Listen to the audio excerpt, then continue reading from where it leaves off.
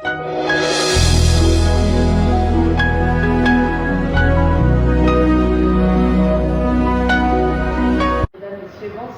et bienvenue dans votre nouveau film Maranatha pour tous.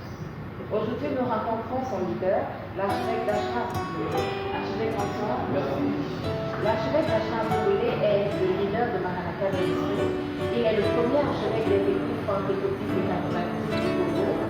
Il est le président de l'association Culture et le secrétaire général de plusieurs ordres de la société de Encore une fois, bonsoir. Aujourd'hui, nous allons parler d'un sujet de la société, le mariage.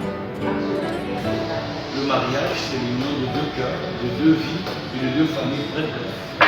Et à quel moment parle-t-on de mariage? On parle de mariage lorsqu'il y a trois choses qui s'établissent. La première chose, la dot. Ici, la dot, c'est le fait d'aller prendre la femme auprès de sa famille. La deuxième chose, n'est-ce pas, ce mariage officiel, c'est le fait ici d'aller présenter à l'homme d'État, n'est-ce pas, son épouse. La dernière chose, c'est auprès de Dieu. Ce qu'on appelle naturellement par l'exemple nuptial avec le mariage religieux. Et lorsque ces trois choses sont établies, en ce moment-là, on parle du mariage. Voilà. Et parmi ces trois choses, quelle est la différence? Oui, non, mais tout est important. La dot, déjà, te permet d'acheter l'autorité parentale. Parce que chaque enfant appartient à la mère. Lorsque vous prenez une enfant, je parle en termes de femme, vous prenez une femme sans vous préalable payer sa dot, vous êtes semblable, souvent comparable à un jeune homme qui prend la télévision mais qui n'a pas la télécommande. Vous êtes donc appelé ensemble avec la famille à téléguider, permettez l'expression, n'est-ce pas, la femme qui est la vôtre. Voilà pourquoi, par la dot, on achète, n'est-ce pas, l'autorité, on n'achète pas la femme, on achète l'autorité parentale. Ceci fait qu'aucune force des ténèbres ne peut obscurcir la vie de ton épouse aussi longtemps que celle-ci ne collabore, elle ne coopère avec toi. La deuxième chose importante du mariage officiel, c'est que l'État vous prend en compte. À chaque fois qu'il y a des mutations, l'État peut ne parler que de ça, l'État vous considère pas comme étant seul dans votre vie, mais l'État vous considère comme étant marié. Et l'État vous prend en charge et prend en charge votre épouse. La deuxième chose encore dans l'importance du mariage officiel, c'est que vous pouvez arriver, on n'a jamais respecté la mort, mais c'est une des plus communes, mais l'État vous sécurise, n'est-ce pas, et sécurise vos biens au cas où l'un des conjoints venait à être décédé. Et le mariage religieux, c'est que Dieu valide, Dieu protège, Dieu sécurise, n'est-ce pas, votre vie. Voilà un peu pour être bref. D'accord. Alors, ça veut dire possible de se démarrer seulement par la dot. Déjà, le mariage, devant Dieu, le mariage c'est la dot. Mais il y a eu l'évolution de la société. Voilà pourquoi il faudra aussi honorer sa femme auprès de l'État, parce que Dieu dira en ce moment-là que le mariage soit honoré de tous.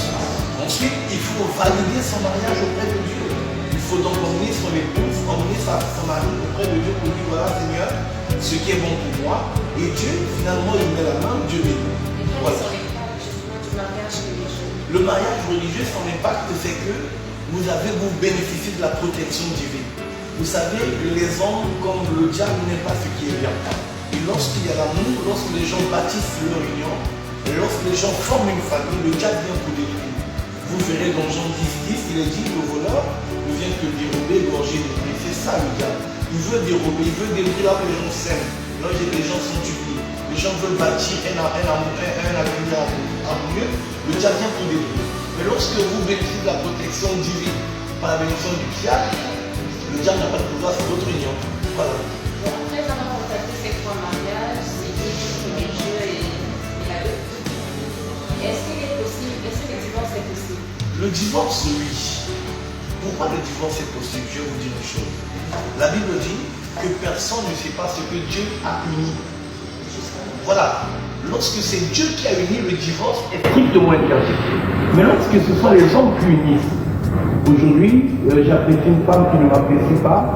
Je vais dans nos petits villages, je pense à Tourissi par exemple, je vais prendre les choses des Africains, donc les petits, je tourne la tête de la femme parce que j'ai les moyens, je demande très rapidement la dot, je fais la dot, d'accord? Et bien parce que le pasteur c'est mon ami, je dis au pasteur, je viens épouser ma femme dans l'église, le pasteur naturellement accepte. Ok? Et le pasteur fait la prière de bénédiction. Mais est-ce que c'est une bénédiction? Ce n'est pas une bénédiction. Dieu ne bénit pas ce qu'il ne commence pas. Il n'est pas la fin d'une chose que l'homme commence. Dieu est la fin de ce qui commence. Après, il est dit, il est l'alpha, il est l'oméga, il est le commencement, il est la fin, il est le premier, il est le dernier. Donc le mariage qui n'a pas fondement, qui n'a pas pour fondement Dieu, le mariage qui n'a pas pour fondement la vérité, c'est un mariage qui ne peut subsister. Et ce mariage peut être détruit. Mais le mariage qui a pour fondement Dieu, ce mariage ne peut jamais être détruit. Je veux simplement dire, le divorce est possible lorsque c'est pas Dieu. Mais lorsque c'est Dieu qui a uni, le divorce n'est pas possible. Mais lorsque ce sont des fétiches, lorsque ce sont des hommes, lorsque ce sont des intérêts égoïstes, lorsque ce sont des intérêts de convoitise, lorsque ce sont des intérêts quelconques, les calculs humains, en tout cas, toute plante que Dieu n'a pas plantée sera déracinée, c'est ça la vérité. Mon mot de fin, c'est que chaque homme avant de se marier devait interroger Dieu. La Bible dit, malheur aux enfants rebelles qui prennent des résolutions sans consulter l'Éternel. Ne vous mariez pas parce que l'homme a l'argent, ne vous mariez pas parce que l'homme a réussi, ne vous mariez pas parce que la femme est belle, ne vous mariez pas parce que c'est une grande famille, mariez-vous parce que Dieu vous a unis, parce que Dieu a fait que vous soyez ensemble. Voilà la vérité que c'est. Mariez-vous parce que Dieu vous a mis ensemble. Voilà donc. Merci de nous avoir suivis et à la prochaine.